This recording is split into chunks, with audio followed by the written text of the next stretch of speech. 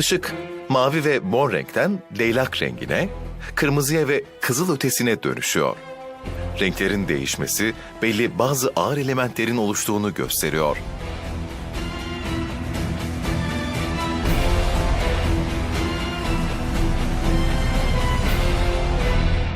Nötron yıldızlarının bu çarpışmasında parlak bir ışık yayıldı ve yayılan renklerden anladığımız kadarıyla çarpışmanın sonucunda altın ve platin oluştu.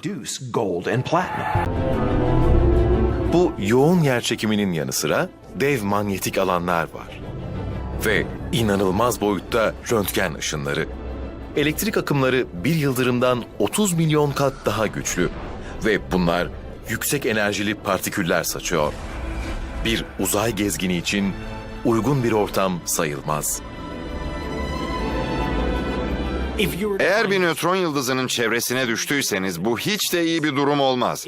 Önce dev manyetik alanlarının gücüyle parçalara ayrılırsınız. Sonra röntgen ışınları sizi kavurmaya başlar. Yoğun yer çekimine yaklaştıkça atomlarınız uzar ve molekülleriniz uzun ince bir nehir gibi akmaya başlar. Hızınız gitgide artar ve sonunda yüzeye çarparsınız. Ve molekülleriniz yayıldığı anda bu bir nükleer bombanın yarattığı etkiyi yaratır. Bir kara deliğe mi yoksa bir nötron yıldızına mı düşmek arasında seçim yapsaydım kesinlikle kara deliği seçerdim. Manyetik alanın beni parçalaması ve röntgen ışınlarıyla kavrulmak kulağa pek hoş gelmiyor. Nötron yıldızları kozmik boyutta iğne ucu kadar kalabilir ama etkileri son derece büyüktür. Bu gücün kaynağı yerin altındaki ortamla doğru orantılı.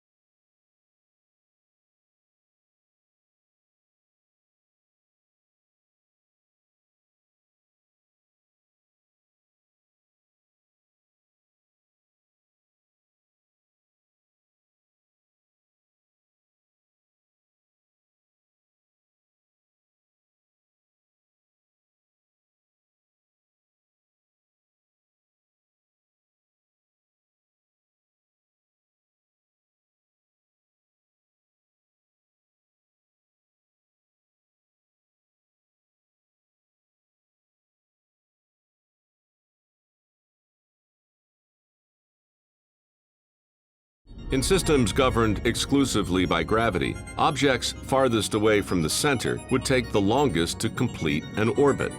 But in many galaxies, stars on the outside are orbiting at almost the same rate as those in the core. It's almost like a phonograph record. Every part of that record spins around like a solid disk. The stars are going too fast to stay bound to the gravity of the galaxy. They should just fly right off into space. Physicists come up with an explanation.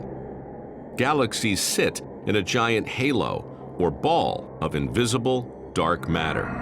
And it's that extra mass that allows the stars to turn fast, all the way out to the galactic rim. Think about actually taking a disk of dough and spinning it to make a pizza. The more you spin it, the more those outer regions go farther and farther away. Eventually, the dough just goes flying everywhere. That's what would happen to a galaxy if it weren't for dark matter. But as you spin pizza dough and you spin it faster and faster, it does hold itself together because there's all this yummy gluten that's acting as a glue. Dark matter is the gluten of our universe.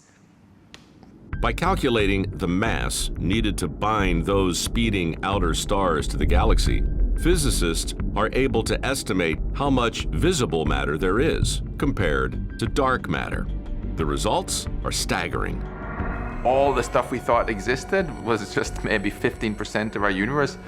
That's like if you go to a restaurant and realize that the measly 15% tip, that's all we are. We're not even the majority substance. We may not be able to see it, but dark matter makes up some 85% of all matter. Wherever we look, we can see its gravity having effects. It glues galaxies like our Milky Way together. And a close look reveals dark matter can also bend light itself.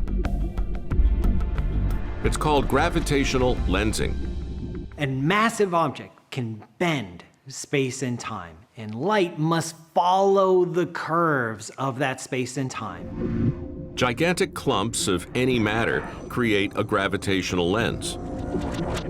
Dark matter showed its space warping power in a trick it played with a gigantic explosion in a far-off galaxy cluster. Supernova Repsol was first detected in November of 2014. Supernova Repsol is actually one of my favorite recent results in all of the astronomical literature. That result blew me away. So a star explodes. Light is emitted in all directions, and some of it makes its way towards the Earth. So far, so good. This is very standard. So the flash appears, and then another flash appears. We see it again, and again, and again. We see the explosion go off in 4 parts of the sky, and then a year later, a 5th explosion goes off in a totally different part of the sky. What's going on? Analysis proves that these multiple explosions are the same supernova. But between this one dying star and our telescopes sits a giant mass of dark matter, a huge gravitational lens. What that means is that some of these rays of light will take much longer, more complicated paths through this region of space-time. The dark matter lens turns one supernova into a fireworks display, lasting an entire year. Dark matter affected the trajectory of light from these supernovas so much that for some of those trajectories, it added a whole light year. It took a whole extra year for light to reach us. Something is very definitely out there, distorting our view of the cosmos. It's a potent clue that dark matter is real. Now, new evidence suggests that without it, we might not exist at all.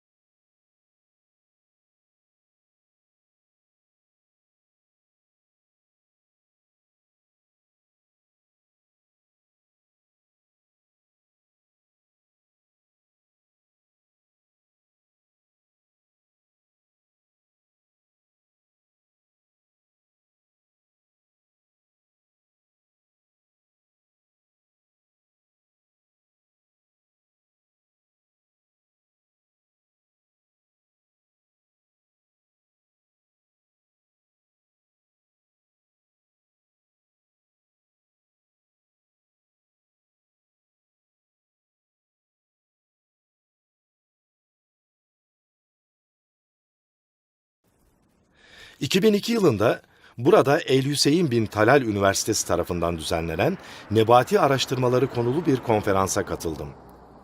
Konferans sırasında Suudi Arabistan ve Ürdün'ün önde gelen arkeologlarıyla konuşma fırsatı buldum.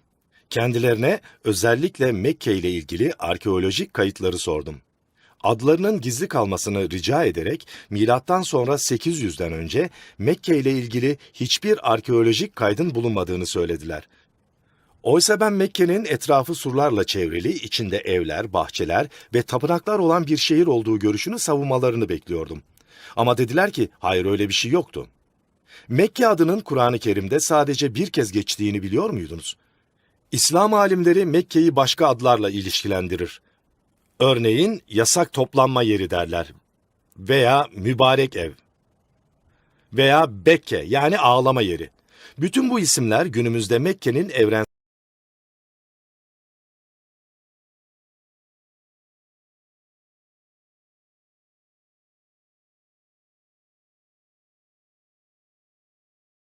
isimleridir. Ancak Kur'an bu isimlerin hepsinin Mekke'yi ifade ettiğine dair açık bir beyanda bulunmuyor. İslam alimleri bu konuyu tartışmaya gerek görmese de yakın zaman önce bazı tarihçiler bununla ilgili sorular sormaya başladı.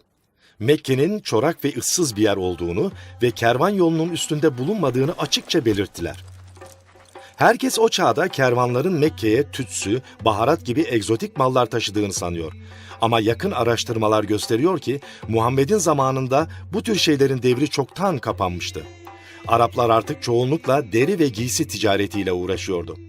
Deri ve giysinin şehirlerin anası, ticaret yollarının merkezi olarak tanımlanan büyük bir şehir için elzem ihtiyaçlar olduğu söylenemez. Şu haritaya bir bakın. Bütün ticaret yolları nerede kesişiyor? Kuzey Arabistan'da ticaret yollarının merkezi olarak adlandırılabilecek sadece 3 yer var. İşin ilginç yanı Mekke şehri uğrak noktalarından biri bile değil. Çünkü kervan yolunun üzerinde değil. Bugün Orta Doğu'nun herhangi bir yerinde ne zaman bir inşaat şirketi temel kazmak istese, alanda mutlaka Eski Eserler Bakanlığı'ndan biri hazır bulunur. İster Kudüs, ister Şam, isterse Amman, nereyi kazarsanız kazın, bir sit alanını gün ışığına çıkarmanız olasılığı son derece yüksektir. Suudi Arabistan'daki Mekke şehrinde de müteahhitler her yeri kazıyor ve birbirinden büyük binalar, oteller, gökdelenler dikiyorlar. Ama arkeologları şaşırtan, Mekke'nin altından hiçbir önemli arkeolojik kalıntının çıkmamış olması. Oysa Muhammed'in doğduğu şehir çok büyük bir şehirdi. Her tür işe koşmaya, kervanlarda çalıştırmaya, ordular kurmaya yetecek kadar kalabalık bir nüfusu vardı. Kalabalık bir nüfusa sahip olmakla kalmıyordu. Aynı zamanda bir tarım kentiydi. Mekke şehri Kur'an-ı Kerim'de şehirlerin anası olarak geçer. Arapçası Ümmül Kura'dır. İçinde muhteşem bir antik şehrin kalıntılarının ve surlarının bulunduğu bir şehre karşılık gelir. Herkesin bildiği büyük bir şehre.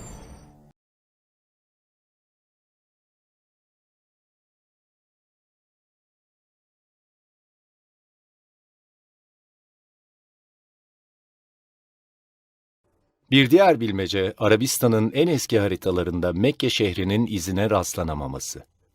Oysa o kadar önemli bir ticaret şehrine haritalarda yer verilmesi gerekirdi. Ama Mekke, İslam'dan önceki hiçbir haritada görünmüyor. Yıllar boyunca eski Arabistan'a ait haritaların pek çok kopyasını topladım. Azmettim ve her birini büyük bir titizlikle çevirdim. Ama İslam'dan önceki herhangi bir haritada Mekke'nin izine rastlayamadım. Milattan sonra 740'tan önceki hiçbir kaynakta Mekke adının geçmediğini biliyor muydunuz? İslam'ın kuruluşundan sonraki 120 yıldan söz ediyoruz.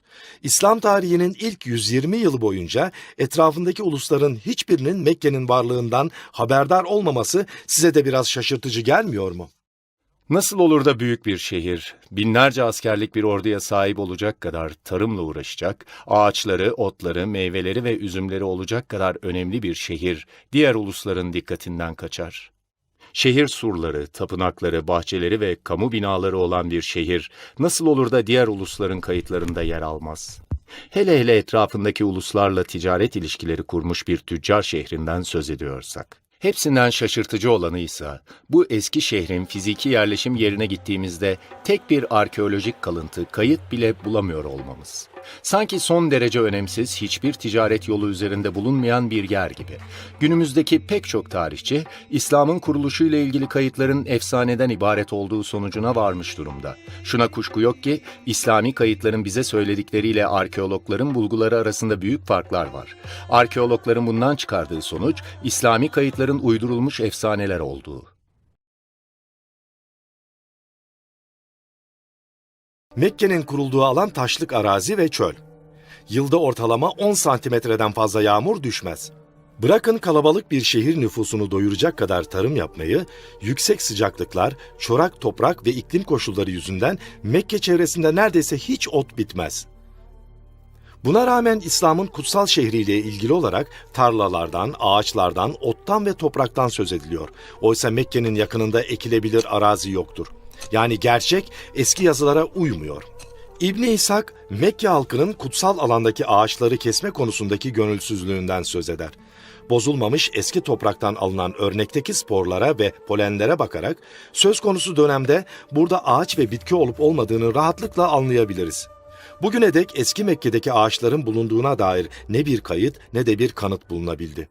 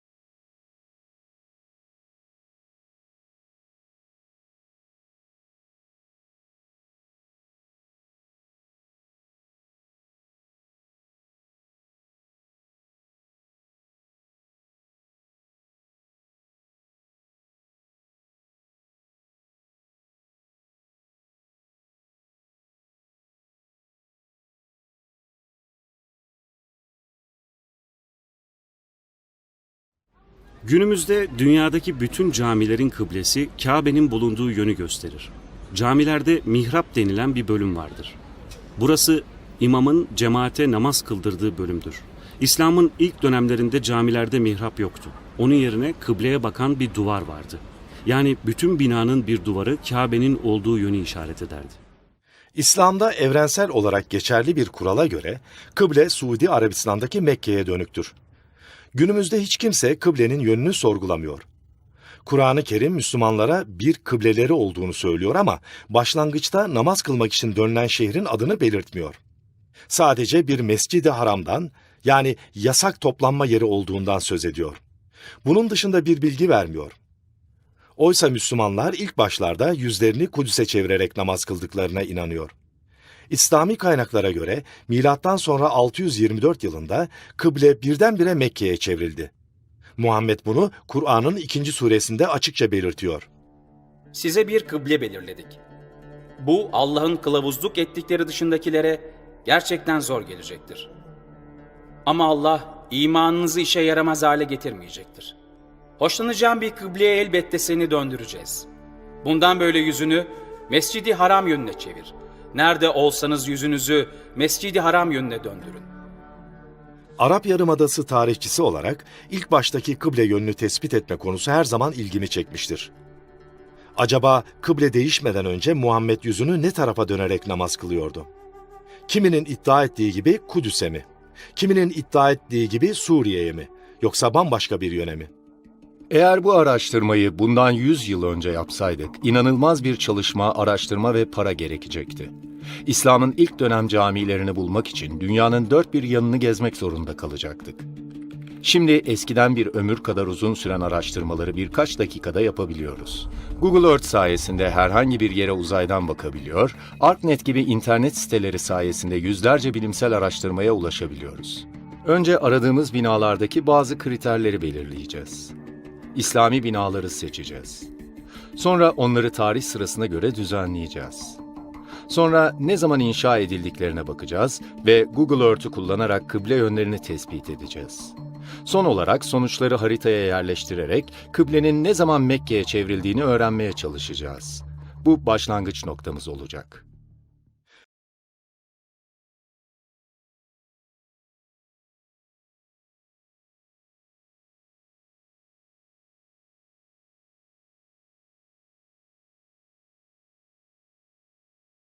Kıbleyi belirlemek için fizik kimya bilmek gerekmiyor. Bunun gibi bazı erken dönem camiler kare biçiminde inşa edilmemiştir. Bu nedenle araştırmacının önce kıble duvarının yerini saptaması, sonra duvardan 90 derecelik bir açıyla bakması gerekir. Kare şeklinde olmayan camilerin yan duvarlarını veya arka duvarlarını kullanamayız. Gördüğünüz bu oyuk caminin mihrabı. Eski Araplar kıble yönünü yıldızlara bakarak tespit ederdi. Üstelik hiç yanılmazlardı. Kıbleyi öğrenmenin en iyi yolu her zaman bir camiye gitmektir veya basit bir GPS uygulaması kullanmaktır. Bu araştırmada her camiye başvuramazdık. Pek çoğu zaman içinde yıkılıp yeni baştan inşa edilmişti. Dolayısıyla orijinal hallerindeki kıblelerinin nerede olduğunu bulmak bizim için imkansız gibi bir şeydi. Ne var ki camilerin bir kısmı günümüze kadar gelmeyi başarmış. Örneğin Medine'deki Mescid-i Kıbleteyn, yani iki kıbleli cami. İslam tarihi der ki kıblenin Mekke'ye çevrilmesi vahyi peygambere ilk bu camide gelmiş. Peygamber namazın yarısında birden durup yüzünü Mekke'ye dönmüş ve namaza öyle devam etmiş. Şimdi sorumuz şu: önceden ne tarafa dönüyordu? Müslümanların buna cevabı hazır. Tabii ki Kudüs'e dönüyordu. Günümüzdeki Mescid-i Kıbleteyn'de kıble Mekke'yi gösterir ama 1987 yılında cami yeni baştan yapılmak üzere tamamen yıkılmıştı. Tamamen yerle bir edilen caminin eski temelleri ortaya çıkmıştı. O zaman fark ettiler ki camide eskiden bir kıble duvarı vardı ve kuzeyi gösteriyordu.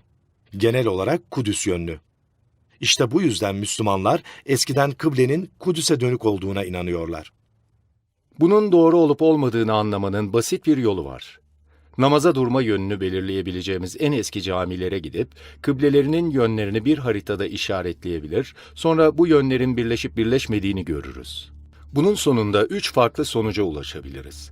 Ya hepsi farklı yönleri işaret eder, ya hepsi Kudüs'ü işaret eder, ya da hepsi bambaşka bir yeri işaret eder. Suudi Arabistan'daki 2 kıbleli camiden başka, günümüze kadar gelmeyi başarmış ve inceleyebileceğimiz 11 İslami yapı daha var. Bunlar sırasıyla Çin'de, Mısır'da, Güney Ürdün'de, Lübnan'da, Orta Ürdün'de, Yemen'de, İsrail'de, Irak'ta, Kudüs'te, Batı Şeria'da ve son olarak Lübnan'da bulunuyor. Tarih sırasına göre ele aldığımızda ikinci en eski cami Çin'in Guangzhou kentinde bulunuyor.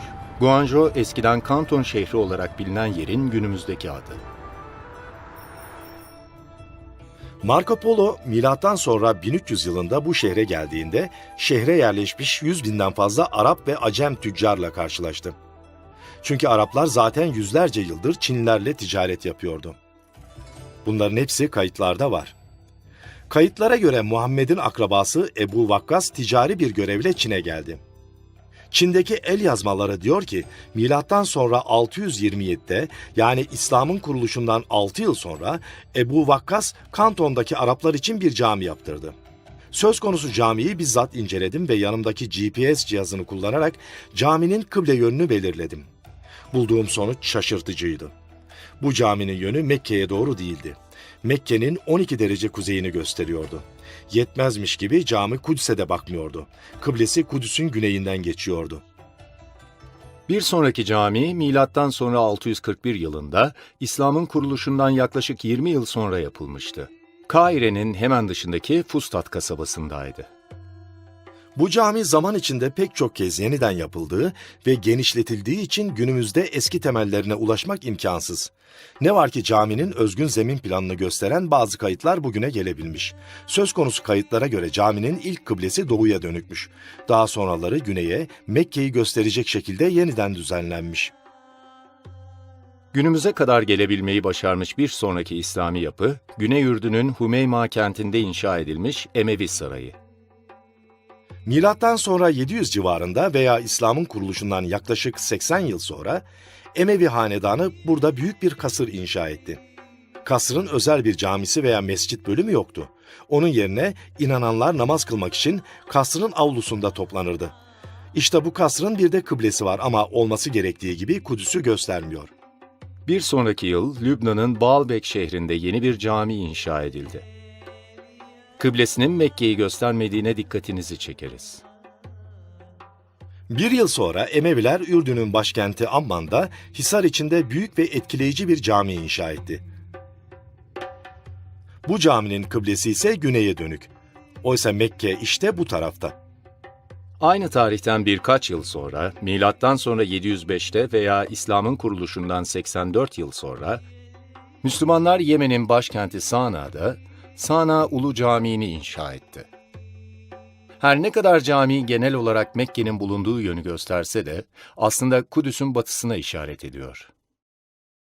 Bir sonraki yıl milattan sonra 706'da Emevi hükümdarlar İsrail'in Celile sahilinde Hırbetül Minye adlı büyük ve etkileyici bir kasır inşa etti.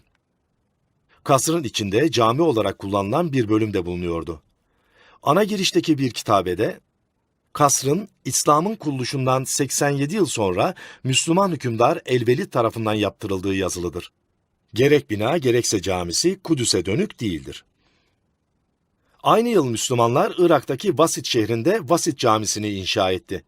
Başlangıçta arkeologlar caminin Kudüs'ü işaret ettiğini söylese de sonraki araştırmalar kıblenin aslında Kudüs'ün güneyinde bir yere baktığını ortaya koydu. Sıradaki cami bizzat Kudüs'ün içinde bulunan Mescid-i Aksa. Söz konusu cami Kubbetüs Sahra değil, onun hemen güneyinde bulunan eski camidir. Caminin kendi zaten Kudüs'ün içinde bulunuyor ama bunun da bir kıblesi var ve kıblesi Mekke'yi işaret etmiyor. Bir sonraki cami milattan sonra 724 yılında yani İslam'ın kuruluşundan tam 103 yıl sonra inşa edildi. Burası Hırbetül Mefcer Camisi. Ürdün Vadisi'nde Eriha şehrinin yanında. Saray Emevi Hanedanı'nın son zamanlarında inşa edilmiş. Zemin kat planına baktığımızda sarayın ve içindeki caminin Mekke'den ziyade güneyde bir yeri gösterdiğini görürüz. Aynı yıl Beyrut'a 58 kilometre uzaklıktaki Anjar kentinde bir cami daha yapıldı. Caminin yapılışı Emevi döneminin son zamanlarına rastlar. Hanedanın düşüşünden 30 yıl sonra cami harabeye dönüştü ve terk edildi. Yeni baştan yapılmadığı için kıblesinin yönünü belirlemek hiç zor değil. Kıble yönü ne Mekke'yi ne de Kudüs'ü gösteriyor.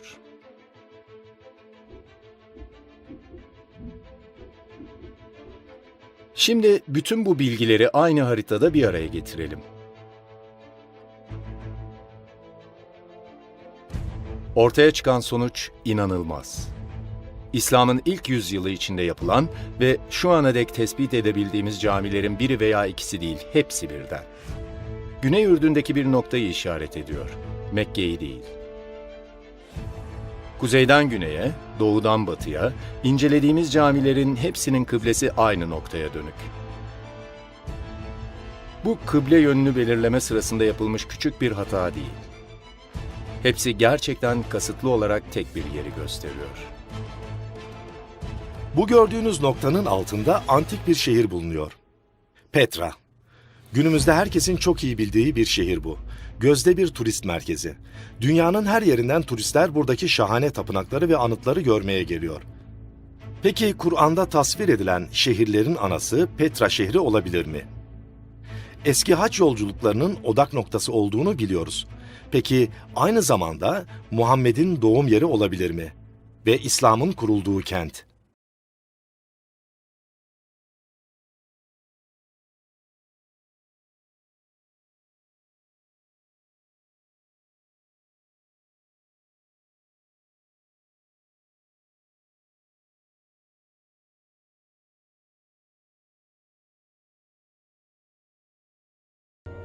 For over 1,000 years, its location remained hidden, protected by fortress-like cliffs and Bedouin tribes who fiercely guarded its secret. Then, in 1812, a Swiss adventurer disguised as an Arab pilgrim risks his life to search for the legendary city. Johann Ludwig Burckhardt makes his way through the Sieg, a dramatic canyon rising almost 600 feet that twists and turns for nearly a mile. Near its end, the canyon widens to reveal a towering, temple-like facade.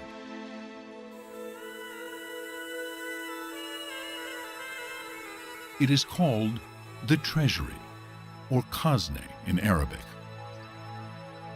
Built 2,000 years ago, it is a masterpiece of design and engineering. Majestic columns rise from the canyon floor, topped by ornately carved capitals. Statues of mythological figures adorn its facade. A fanciful urn graces its roof, and a towering doorway leads inside to a room with 3 chambers.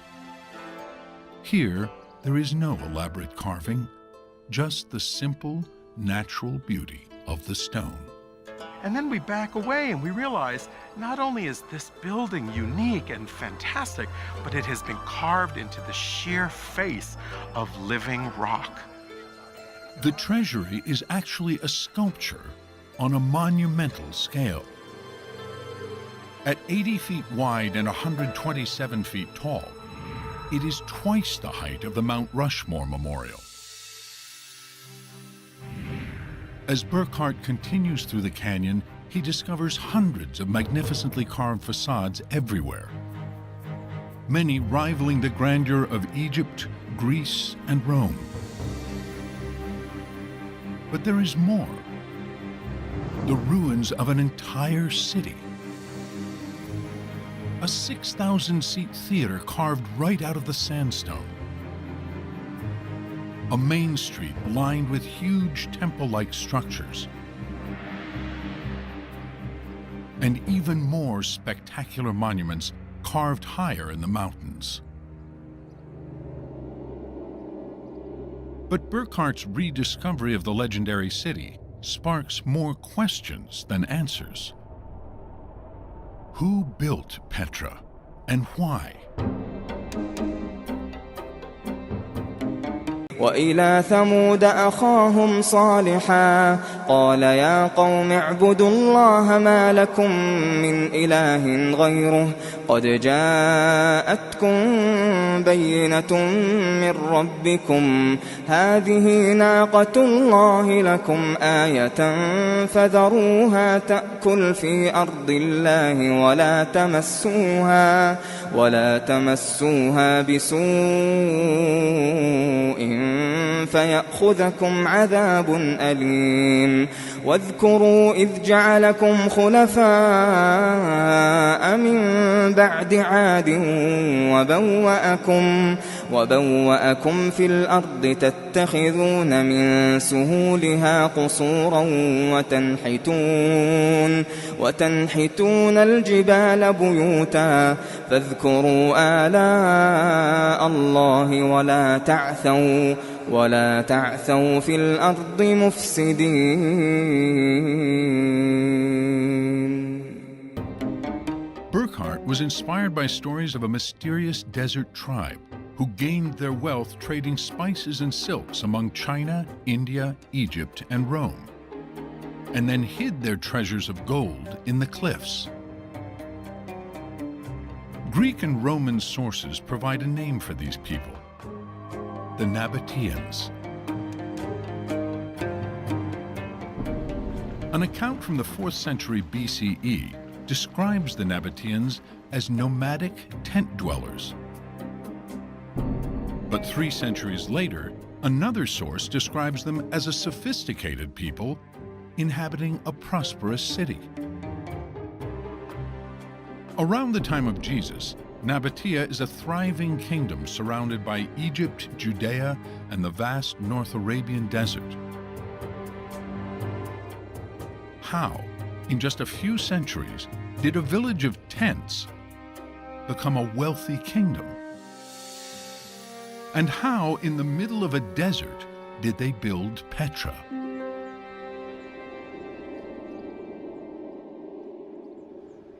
Tom Paradise has spent over 3 decades trying to find out. He's a geoscientist who specializes in preserving ancient structures. Alongside the treasury, he sees strange square marks that could be a clue to how it was built. Are these marks the remnants of where an ancient scaffold was anchored to the cliff face? For many years, people considered these to be holds for wooden scaffolding that may have been used for the actual carving. But Paradise has doubts. If these are scaffolding marks, why did the Nabateans leave them here? And why are they found nowhere else in Petra? Paradise believes the real reason for the marks may be tied to the fanciful name given to this monument centuries ago. This building is called the Khazne. It is the treasury. And so legend goes back millennia that this housed riches. Because it is known as the treasury, people have searched it for treasure. Bullet holes riddle the urn at the top. And these marks may be footholds to climb up and get a closer look. We think maybe those footholds were carved for the purpose of raiding the upper parts of the Khazne, looking for the treasure. But the urn holds no gold. It's solid rock. The only treasures here are the magnificent sculptures. Whatever the true purpose of these marks, Paradise is certain they're not for scaffolding. After all, in this desert, wood is relatively scarce. So how on earth could the ancient Nabateans carve such a huge monument so high up in the cliff face without scaffolding? Paradise has a bold plan to find out. That go all the way down to the top. Working with a team of stonemasons, they will try to carve a Nabatean-style facade for the first time in 2,000 years. I may be sitting on the answer to the age-old question as to how were these facades carved? At the same time, Archaeologists and hydro-engineers are investigating how the Nabateans could even survive in this bone-dry environment.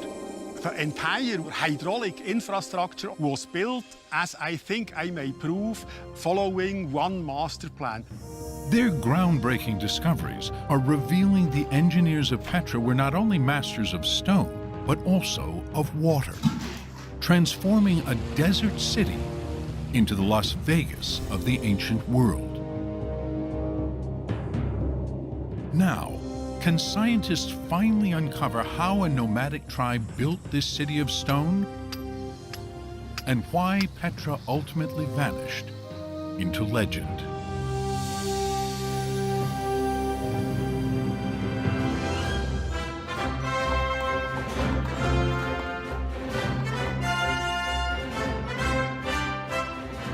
Most people will recognize the treasury from the climactic scene of Indiana Jones in The Last Crusade, where Harrison Ford and Sean Connery enter a secret temple to discover the Holy Grail. But despite the great Hollywood story, the treasury and most of Petra's iconic buildings are not temples. They're tombs. The Nabateans left very little writing, but on some of their facades are inscriptions in an Aramaic script, the common language of the Middle East in the time of Jesus. This one, on a facade called Turkmenia, reads in part, "This tomb is sacred. Nothing of all that is inside shall be changed or removed forever." Tomb raiders disregarded notices like this, so human remains and grave goods rarely survive. But body-sized niches leave no doubt these were burial chambers. In all, the cliffs of Petra hold over 800 tombs.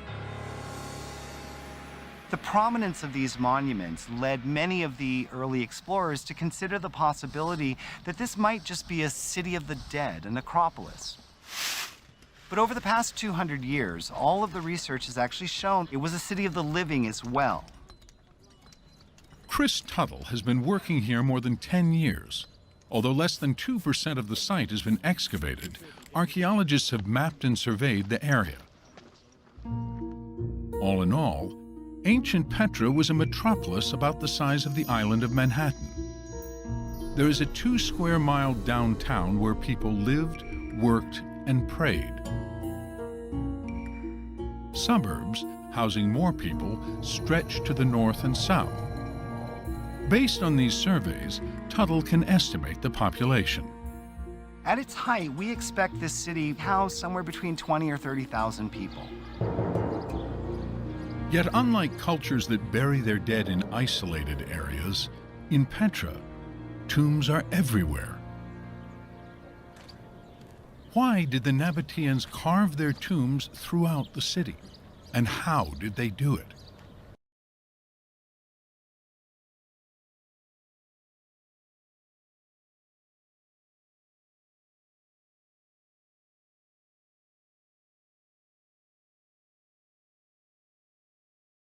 Bununla beraber Petra'ya baktığımızda burada eskiden su, tarla ve ağaç olduğunu öğreniyoruz.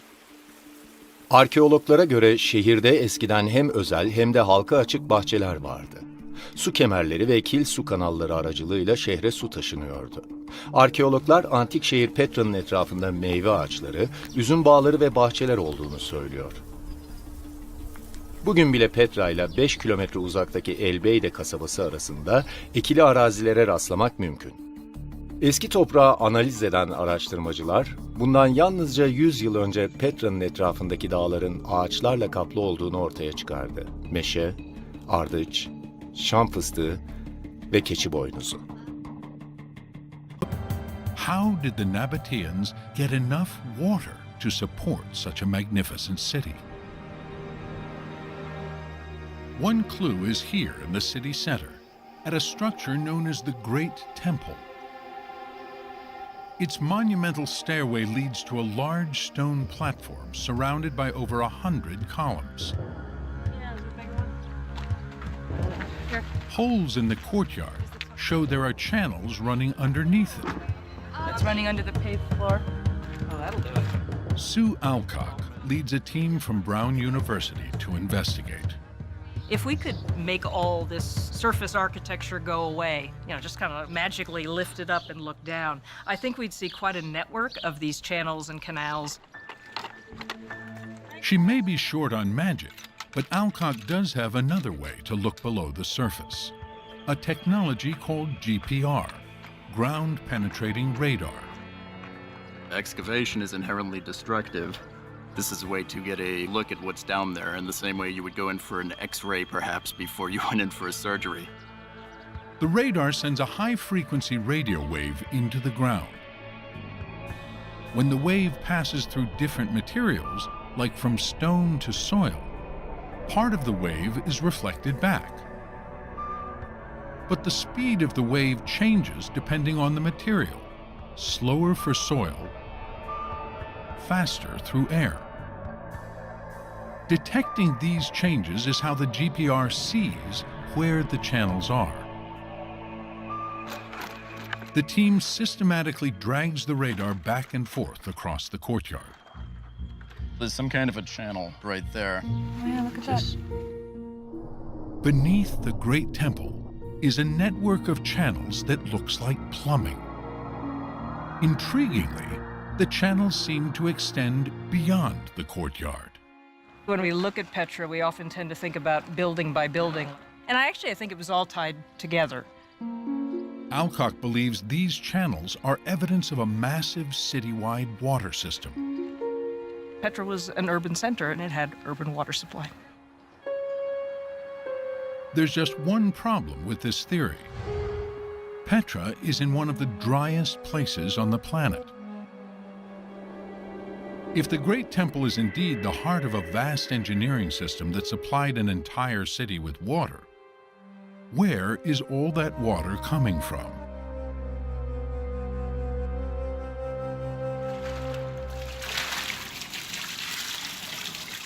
One possible source is still used daily by locals. It's called Ain Musa, or the Spring of Moses. Alison Mickle and Cecilia Feldman of Brown University's survey team join hydroengineer Charles Ortloff to investigate. In Numbers 20:11, it talks about how the Israelites were wandering in the desert and Moses strikes this rock in anger and water flows forth. The story of Moses miraculously bringing forth water has been linked in legend to this rock and spring. But it would take an engineering miracle to get this water from Ain Musa to Petra's city center. It's 5 miles away. In the Sikh, the entrance to Petra, the team finds evidence for how the water may have been brought here.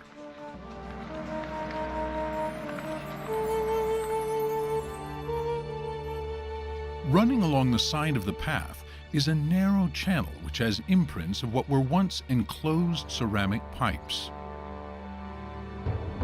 If you look inside of the channel, you can see the actual imprints of ceramic sections that are roughly about 1/3 of a meter long. At roughly 1 foot long, it would require tens of thousands of segments to create a 5-mile pipeline from Ain Musa, high in the mountains. And every one of those joints would have the potential to spring a leak. Could the Nabateans possibly have pulled off such a feat of hydroengineering? Here we have... At California State University in San Jose, Charles Ortloff and graduate student Cheyenne Misra Hosseini are trying to figure that out using this 26-foot tank. Water is extremely precious to the Nabateans. So ancient engineers need to design a pipeline that would be free of leaks. Their challenge, and Ortloff's, is how to get water to flow through a pipe as quickly and efficiently as possible. The different angles represent different choices. One choice seems obvious. Make the slope of the pipe steep. Ortloff sets the slope to 6 degrees and turns on the water. Things start out well. The water is flowing fast. But it fills the pipe too quickly, producing an area of turbulence known as a hydraulic jump, which causes the water flow to slow down. This is the hydraulic jump right here. But there's a bigger problem. The pipe is now filled with water, raising the pressure. In the ceramic pipelines, that pressure could create leaks at the joints. So that design, where we have the steeper slope, is not good. Okay, closing all the valves. If you could put the brick on the other side, just kind of slide it over. Ortloff adjusts the slope of the pipe to 4 degrees. A little more.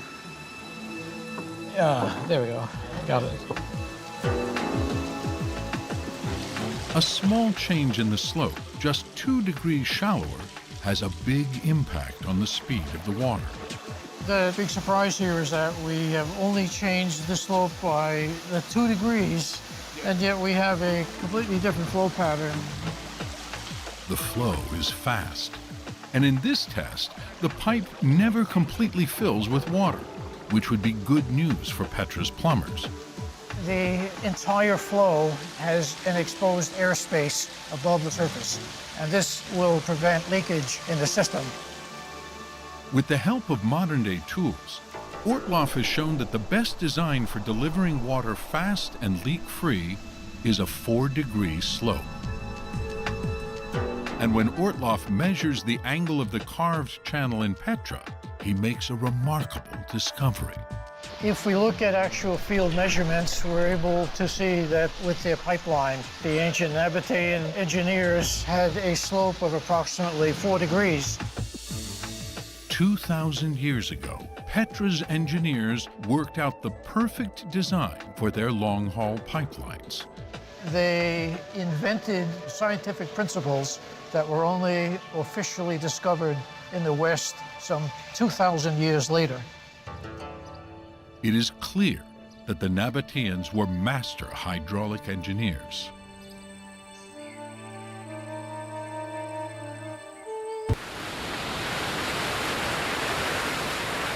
These amateur videos capture a rare but deadly desert hazard: flash floods. Petra's average annual rainfall of just a few inches can hit all at once and pour down this gorge with lethal force. Flash floods took the lives of 22 French tourists here in 1963, and even today could damage the treasury. Willy Bellwald, a Swiss architect and archaeologist, has come to Petra to protect both tourists and the treasury. He's searching for clues to how the Nabateans held back the floods. When they decided to carve this facade into the cliff, they had to do something against flash floods in wintertime. Next to the treasury is a narrow gorge. Here, Bellwald finds huge blocks mortared together to form an ancient dam. It's 2,000 years old and still totally preserved. But this one dam would not be enough to protect the treasury. So Bellwald is on the hunt for more dams. While the landscape appears to be plain rock, to Bellwald it is packed with clues. He notices different colors on the canyon wall. Above this line, the stone is dark. Below, it's lighter, which Bellwald believes is caused by mineral deposits from water once stored here in a reservoir. Following this waterline brings him to an area where 2 deep grooves have been carved into the canyon walls. The grooves show where a dam once stood. All these dams had to be anchored into the cliffs on both sides that they could easily withstand the pressure of the retained water. Following these clues, Bellwald has uncovered an ancient Nabatean dam system. The Nabateans built 5 dams. And to make those dams even more effective, they carved a channel 140 feet long and 16 feet deep to reroute some of the water. This created a large area to store overflow and reduce the force of the water before it reached the treasury. It's an engineering feat almost as impressive as the treasury itself. They realized that if they divert the water, they allow the water to spread out to a bigger surface, and this reduced its speed tremendously. It worked perfectly. So perfectly, Bellwald can't improve on this design. Today, a team is repairing this ancient dam network so it can once again protect the treasury.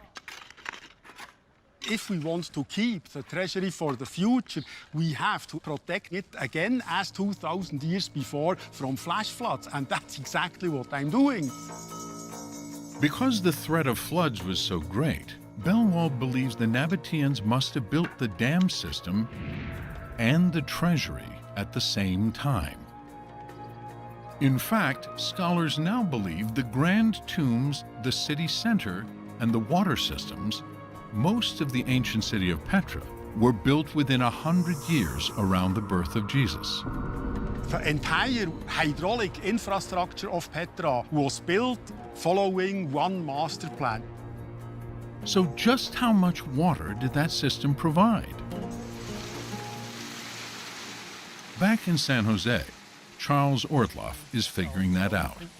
These are the main supplies of water from all of the cisterns, all the dams.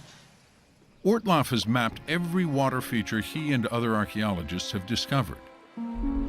8 springs for fresh drinking water, 36 dams to protect the city from flash floods, over 100 cisterns and reservoirs to collect and hold rainwater, and 125 miles of pipeline to connect many of these features into one integrated water system.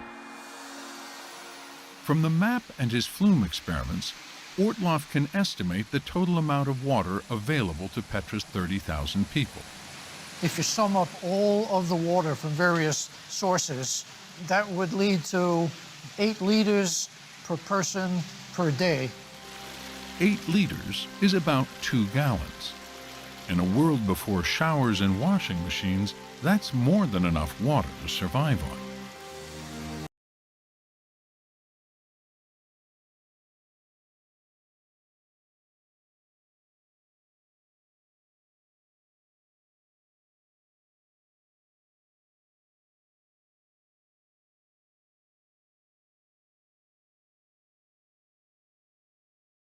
In fact, new discoveries revealed that the Nabateans had enough water to transform Petra into a desert oasis.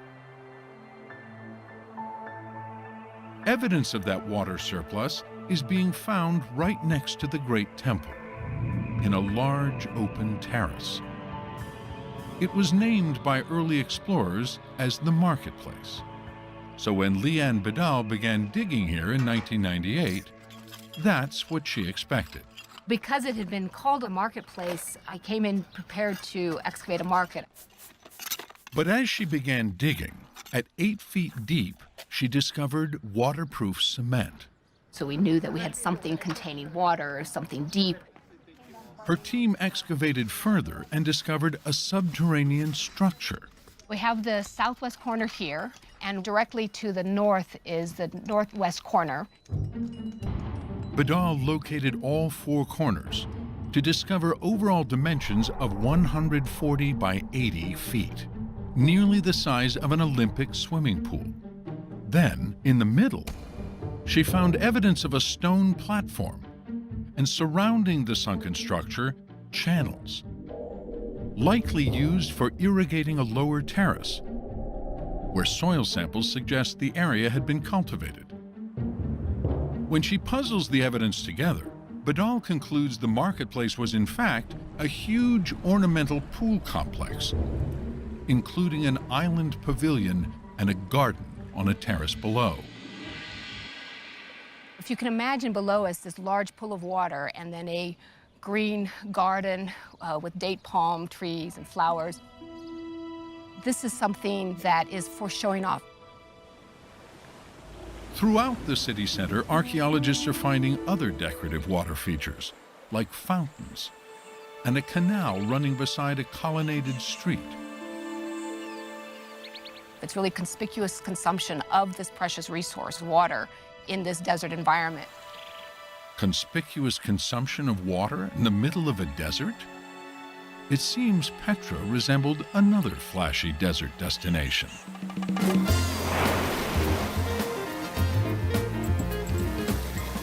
A great comparison is Las Vegas, where you have this very arid desert surrounding this oasis city, where everywhere you go, you see the use of water, fountains.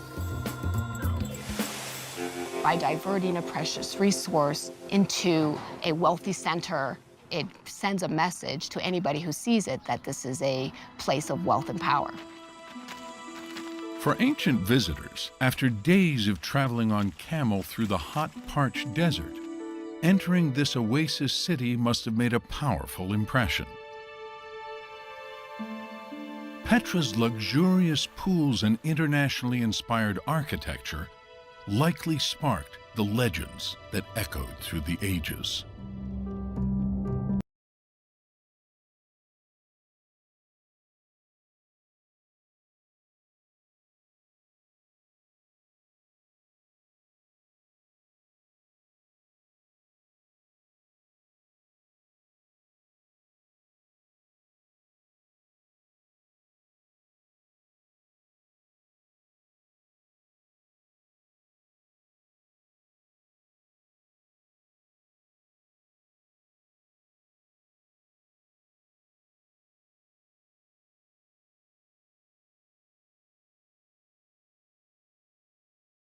Ultra kütleli olanlar, süper büyüklükte olanlar ve stellar kara delikler evrenin şekillenmesinde önemli roller oynuyor. Ama bunlardan çok daha tehlikeli bir başka kara delik türü daha olabilir. Mikroskobik kara delikler.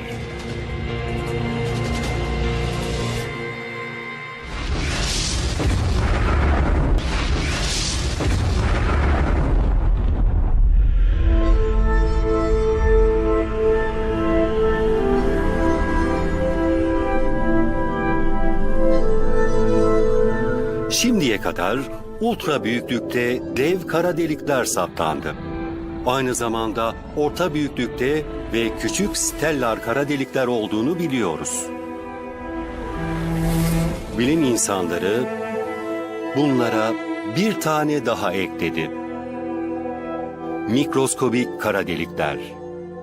Galaksilerin merkezlerinde süper kütleli kara delikler olduğunu biliyoruz. Süpernovalar sonucu oluşan yıldız büyüklüğünde olanlar da var. Bunlar kanıtlanmış gerçekler. Ama çok daha küçük kara delikler de olabilir. Hatta mikroskobik olanlar. Mikroskobik kara delikler çıplak gözle görülemez. Ama büyütüldüklerinde stellar kara deliklere benzediklerini görebiliriz. Kara deliğin açıklaması, bir neşenin kendi kütlesinden çok daha küçük bir alana sıkışması ve ivmesinin ışık hızını bile aşan noktaya gelmesidir. Bu bir yıldız büyüklüğünde olabilir ya da bir galaksi, ama ya bir gezegenin kara deliği ise? Dünyayı sıkıştırıp bir kara deliğe dönüştürmek mümkün olabilir. Kara deliklerin yoğunluğunu bir insan beyninin algılaması çok kolay olamaz. Dünya büyüklüğünde bir kütle düşünün. Onun kara deliğinin büyüklüğü ne kadar olabilir? Bunun cevabı bir bilye kadar olmalı. Düşünün, dünya bir bilye büyüklüğüne kadar sıkıştırılıyor ve yoğunlaşıyor. Peki bu tuhaf kara delikler nereden geliyor? Bu küçük kara delikler ancak egzotik ortamlarda oluşabilir. Yani evrenin ilk dönemlerinde. Evren günümüze kadar ulaşan böyle mikroskobik kara deliklerle dolu olabilir. Böyle büyük kütlelerin mikroskobik kütlelere dönüşecek kadar sıkıştırılması ve kara deliğe dönüşmesi ancak o dönemlerde gerçekleşebilirdi. Artık o tip şartlar yok. Eğer böyle kara delikler varsa bunlar o dönemlerden kalanlardır. Yani evrenin yaşına eşit.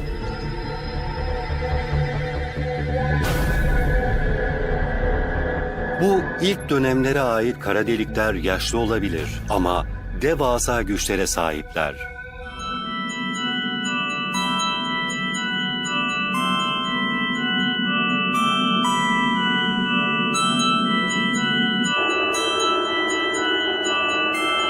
Bazı bilim insanları bunların nötron yıldızlarına çarptığını ya da kilinovaları harekete geçirdiğini söylüyor. Dev patlamalar altın ve uranyum gibi ağır elementlerin oluşmasına neden oluyor. Bir teoriye göre bu kara deliklerin dünyaya çarpma olasılığı var. Tarihteki bazı felaketlerin bu mikroskobik kara delikler tarafından yaratıldığını düşünmek çılgınca bir şey olmayabilir. 1900'lerin başında yaşayan Rusya'daki Tunguska patlaması, yüzlerce kilometrelik alanda ağaçları kavurup yok eden gizemli bir patlamaydı. Ama geride bir krater bırakmamıştı. Bunun sebebinin dünyaya düşen bir göktaşı olduğu söylendi. Ama akla hemen mikroskobik bir kara delik olasılığı geliyor. Ancak böyle bir şey bu kadar büyük bir yıkım gerçekleştirebilir.